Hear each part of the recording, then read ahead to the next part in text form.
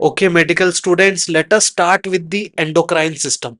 Now, whenever we speak of the endocrine system, I need you to know that the top boss of the endocrine system, the OG of the endocrine system, the biggest player in the endocrine system is the hypothalamus. Okay, hypothalamus is the OG boss of the endocrine system. And now the second boss of the endocrine system after hypothalamus comes your pituitary. Now, pituitary is a big player of the endocrine system, but you need to remember that pituitary always takes the command, or most of the times takes the command of the hypothalamus. Okay, so pituitary is a boss, but not OG. Okay, and then there are foot soldiers of the endocrine system who do the day-to-day activities. These kind of foot soldiers are your adrenals, your thyroid, your pancreas. Okay, these are the various organs which do day-to-day work of the endocrine system. So let us start this discussion of endocrine physiology by directly targeting the OG boss of the endocrine system, which is the hypothalamus. Now, I want you to teach you all the hormones of the hypothalamus, all the functions of the hypothalamus, in particularly in relation to the endocrine system. But before that, I would explain you the structure of hypothalamus in reference to the pituitary, because it makes a lot of difference. Once you understand the structure, the function is going to make a lot of sense to you. So let's say that I will draw a picture of the brain. Let's say that this is the brain. I'm just drawing a rough picture. No judgment on my drawing skills. So if this is the brain, and over here somewhere is the hypothalamus. Now from the hypothalamus, there comes a stalk, a sort of outpouching of the hypothalamus. Okay, so this is a stalk, a sort of outpouching from the hypothalamus, and within this stalk there are certain axons of the neurons are in the cell body is in the hypothalamus, but the axons are coming down. It is one single thing. It is just a outpouching. Now this outpouching which I am showing you is nothing but the posterior pituitary. Now posterior pituitary is one structure of the brain itself. I need you to remember this. And posterior pituitary contains the same axons which are running down directly from the hypothalamus. So there are two hormones which the posterior pituitary stores and secretes, but these are synthesized in the hypothalamus itself. So these hormones are vasopressin and oxytocin. Vasopressin is ADH, by the way, antidiuretic hormone, and oxytocin. Now once you have understood the posterior pituitary, let us understand the anterior pituitary.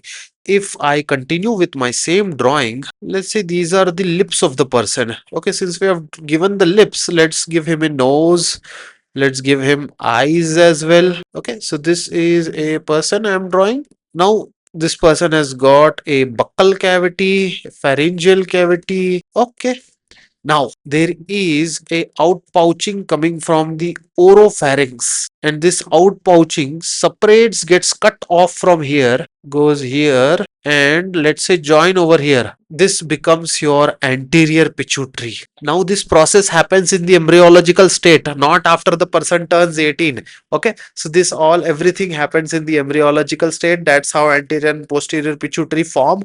They fuse with each other. But remember, the anterior pituitary is a foreign structure. It is a glandular structure coming from the mouth and the throat going upwards. So the hypothalamus still wants to control it. It cannot directly control it because it cannot send its axon directly into some other structure. This is a nervous structure, posterior pituitary. The anterior pituitary is not a nervous structure. It cannot just randomly send its axon. So what it does, it indirectly controls the anterior pituitary by secreting hormones which are either telling the anterior pituitary to release something or to inhibit something. So all the hormones produced by the hypothalamus towards the anterior pituitary either tell him to release something or to inhibit something. Now that we know that, it will become very easy for us to remember all the hypothalamus hormones. Now the hypothalamus hormones we can divide into three categories. First category is where I put ADH, which is vasopressin, and oxytocin. These the hypothalamus directly sends to the posterior pituitary, stores in the posterior pituitary, and just releases from the posterior pituitary. But then there are other hormones which are acting on the anterior pituitary. So let's draw a line over here. These are have direct effects, and there are these who control the anterior pituitary. Their whole sole purpose of this class of hormones is to control anterior pituitary. Now, they can be of two types. Either they are releasing hormones, that is, they tell the anterior pituitary to release something, or they are inhibiting hormones, which is they tell the anterior pituitary to inhibit something. Now, the releasing hormones are CRH, corticotropin releasing hormone, which tells the pituitary to release ACTH and a couple of other hormones.